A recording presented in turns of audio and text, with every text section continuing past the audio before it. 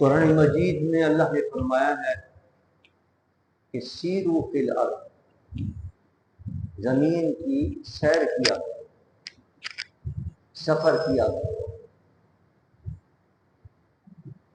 اللہ کی قدرت کی نشانیاں دیکھو کہ کیسے کیسے انعام و اکرام سے بھی نوازا ہے ہم نے، اور جو نافرمانی کرنے والے تھے ان کا کیسا انجام ہوا ہے، اس سے عبرت بھی حاصل کرو۔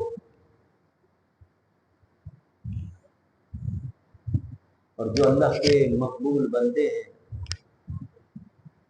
ان کی زندگی میں ان کی خدمت میں حاضر ہو، اور اس دنیا سے اگر وفات پا گئے ہیں تو ان کے مزارات پر حاضر ہو کر فیض حاصل کرو۔ حضور کے قرآن کے اس ارشاد پر عمل کرتے ہوئے پچھلے ہفتے ہم نے ازبکستان کا سفر کیا،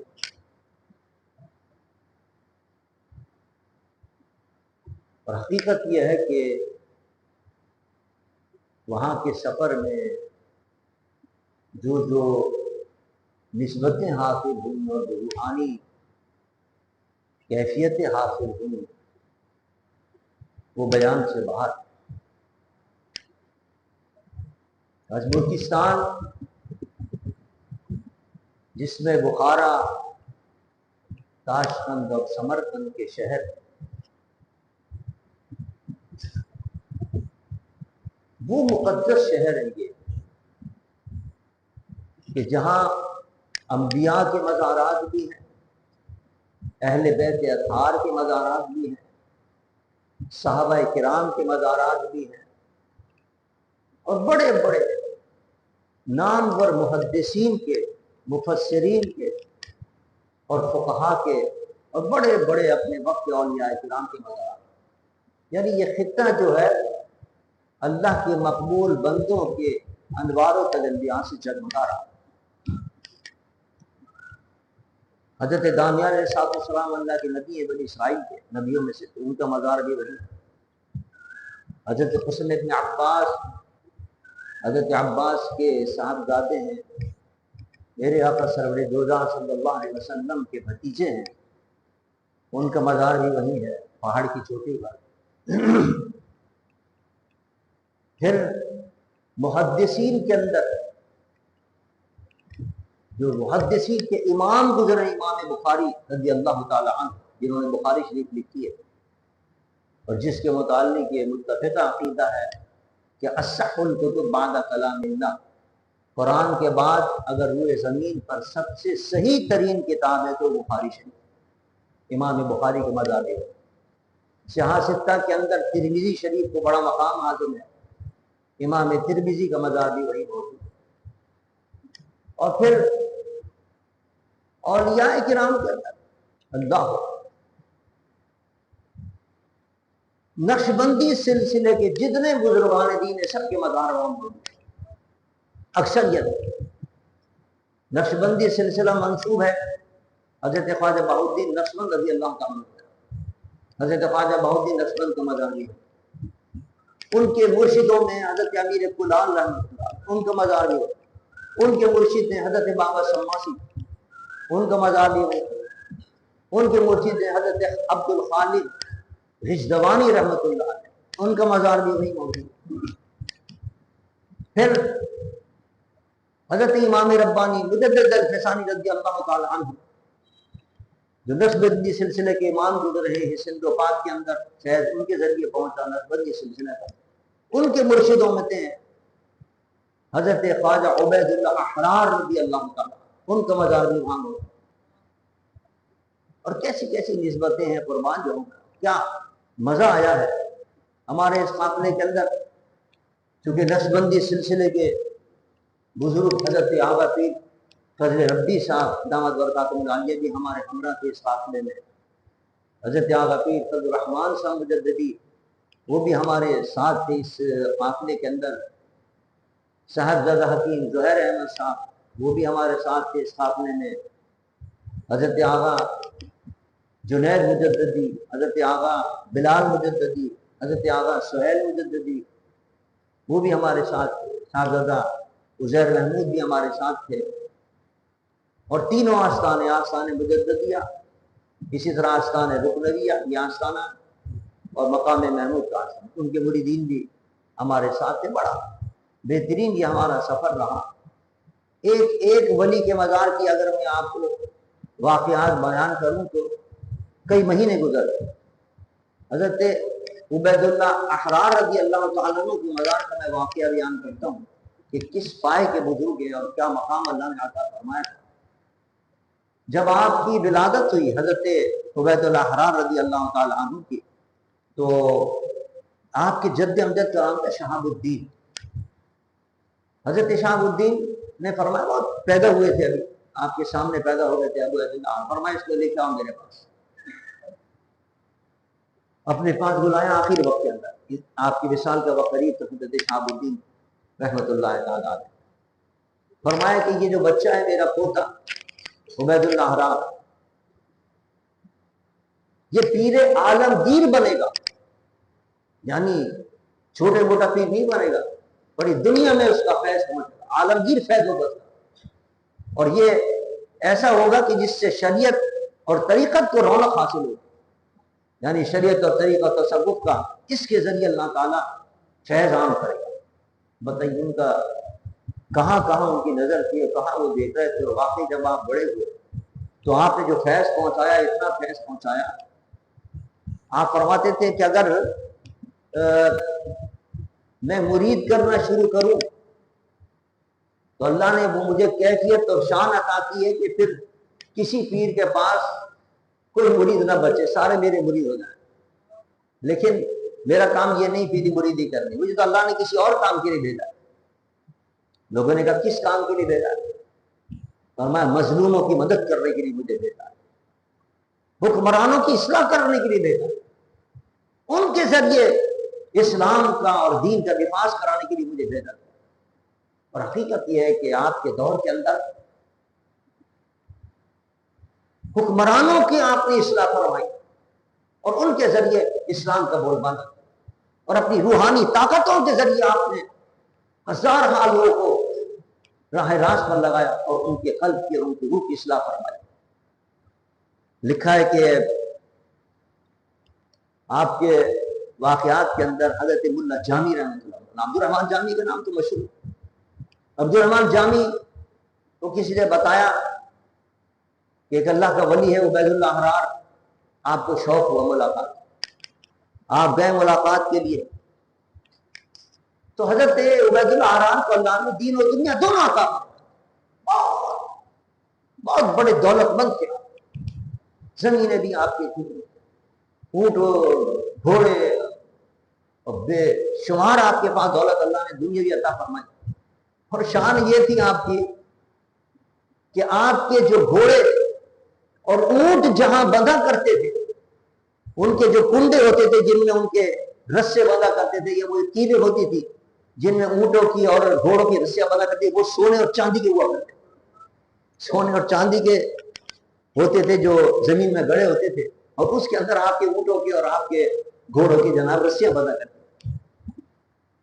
حضرت عبد الرحمن جامی رحمۃ اللہ علیہ جب پہنچے اور جب یہ شان دیکھی، کتنی دنیا اور اتنی دولت اللہ نے حضرت عبید اللہ احرار کو عطا فرمائی، تو دل میں خیال آیا ہوا کہ اللہ کا ولی تو قلندر ہوتا ہے، اسے دنیا سے کیا کرو، اتنی دولت اس کے پاس ہے، اور دولت بھی اتنی کہ کیلے جو ہیں اور جو کنڈے ہیں وہ بھی زمین میں گڑے ہیں، وہ بھی سونے چاندی ہیں۔ جب آپ حضرت عبید اللہ احرار کی خدمت میں حاضر ہوئے، عبد الرحمن جامی رحمۃ اللہ علیہ، اللہ کے ولیوں کی شان ہوتی، کہا کچھ نہیں زبان سے، دل میں خیال آیا تھا۔ حضرت عبید اللہ احرار کو پتہ چل گیا، اللہ غیب کا علم عطا کرتا ہے اپنے ولیوں، آپ کو پتہ چل گیا جامی کہ دل میں کیا وسوسہ آ رہا ہے، کیا خیال آ رہا ہے۔ آپ نے فرمایا جامی تم یہ سوچ رہے ہو، سنو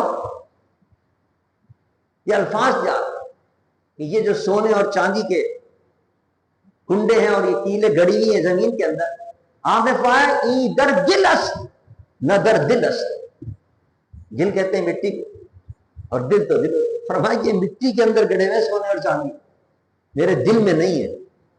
یعنی اشارہ کرنا مقصود تھا کہ دنیاوی دولت ہونا کوئی بری کام نہیں ہے, کوئی بری بات نہیں ہے. حضرت ابو بکر کے پاس بھی بڑی دولت تھی, مکے کے سب سے بڑے تاجر تھے. عثمان ذو النورین کے پاس بھی بڑی دولت تھی, مکے کے بہت بڑے تاجر تھے.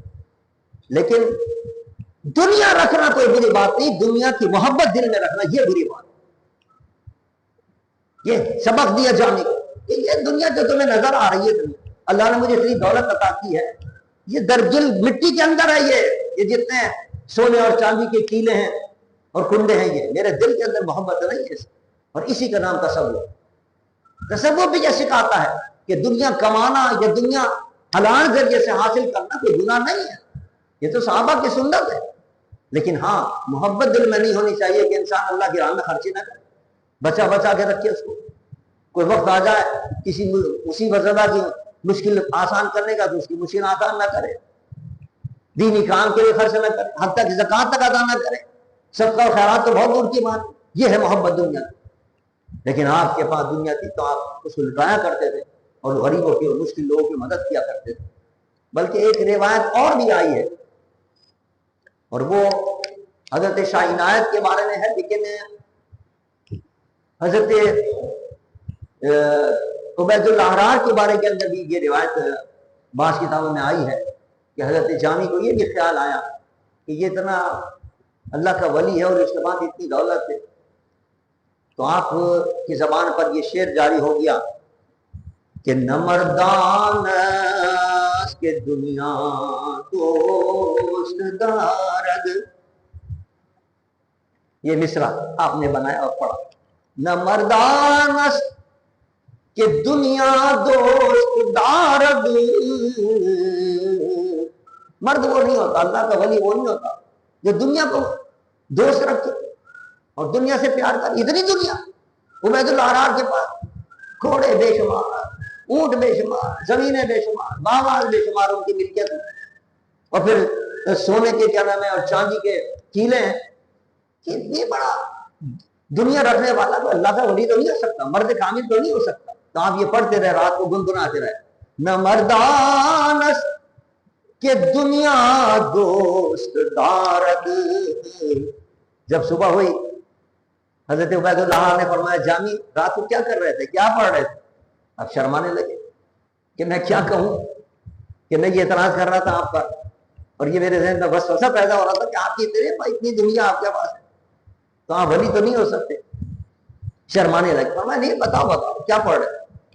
جب بہت مجبور کیا آپ نے, جامی نے کہا میں کہہ رہا تھا نہ مردان کہ دنیا دوست دارد. وہ مرد نہیں ہوتا جو دنیا کو دوست رکھے. لیکن علماء فرماتے ہیں کہ اس سے پہلے ابھی ملاقات نہیں ہوئی تھی کہ رات کو جامی خواب دیکھتے ہیں کہ حشر کا میدان برپا ہے,